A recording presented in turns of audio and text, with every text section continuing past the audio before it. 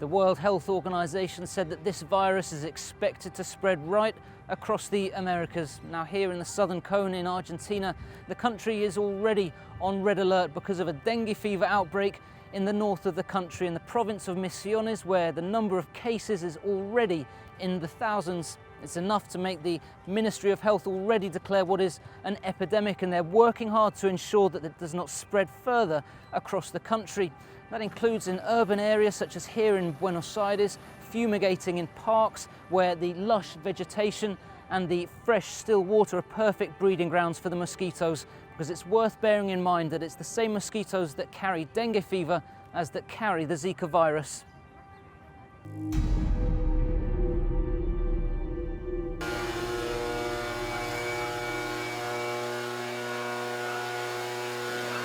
The Zika virus has only recently arrived in Brazil, but the Aedes aegypti mosquito is a node problem here. So actions like this, having health inspectors going from house to house to check for breeding sites and fumigating the most critical areas, are nothing new here, but they have been stepped up this year.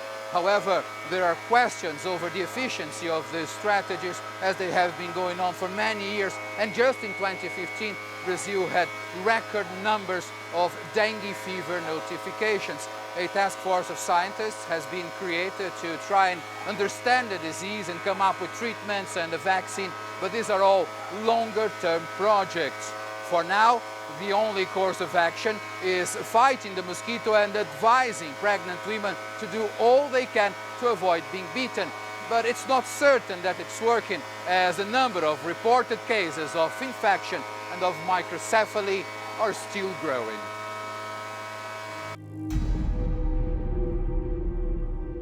The Colombian government says they expect up to 700,000 cases of the Zika virus at the height of the epidemic.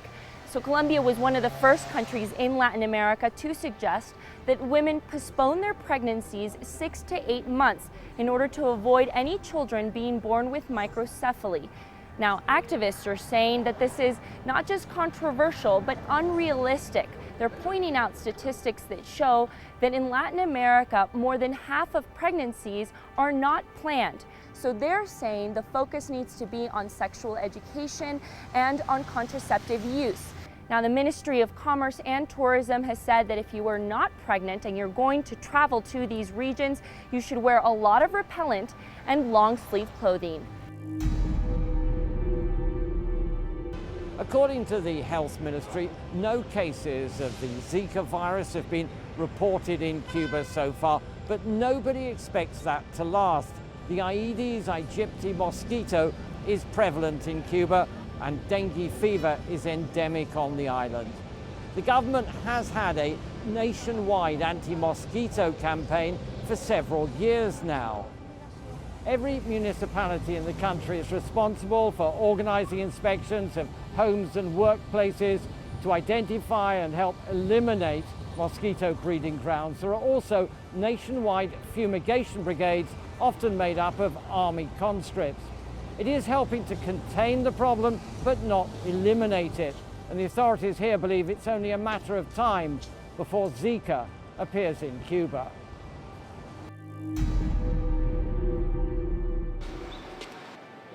Well, here in Venezuela, the Zika virus is most definitely present, as is the microcephaly birth disorder with which it has been associated. And in fact, Venezuela is seen as particularly vulnerable for a worsening of this situation. Why? Well, there are really three reasons why. One, you may well be aware that this is a country in the midst of a very serious economic downturn. There are shortages of most things, and that includes insect repellent. You don't really see that in the shops here, and if you do, its price is beyond the reach of most ordinary Venezuelans. Also, there's a similar shortage of contraceptives, and with many women across this region being asked to consider putting off getting pregnant, that is an additional complication. And finally, Venezuela is a country where the running water situation is also in crisis. You may ask, why is that connected? Well, because people can't switch on a tap and get running water, They therefore store water, and that means there are storage places that are also breeding grounds for mosquitoes right across Venezuela. So multiple challenges this country is facing as it confronts this very serious health problem.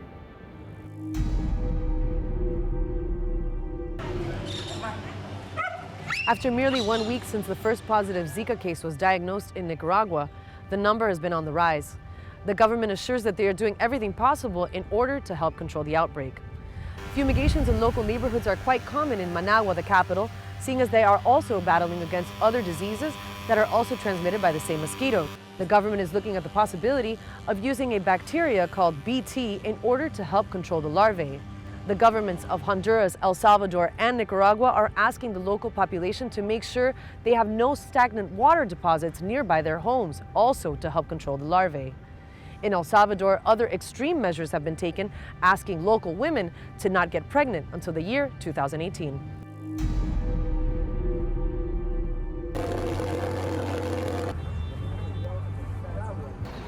Peru is bracing itself for the mosquito-borne virus Zika after the first confirmed case of the disease.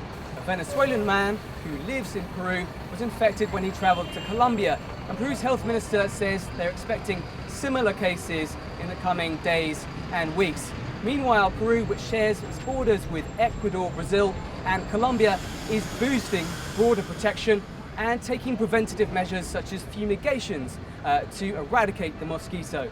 Now, the Aedes aegypti mosquito, which is the vector for Zika, is present in 19 of Peru's 24 states.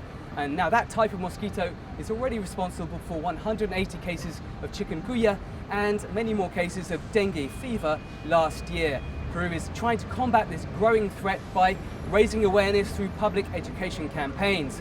But adding to the state of alert is the El Niño phenomenon, which is expected will cause heavy rains and flooding in coming weeks and months, particularly in the coastal regions, which could create the ideal conditions for this mosquito to breed.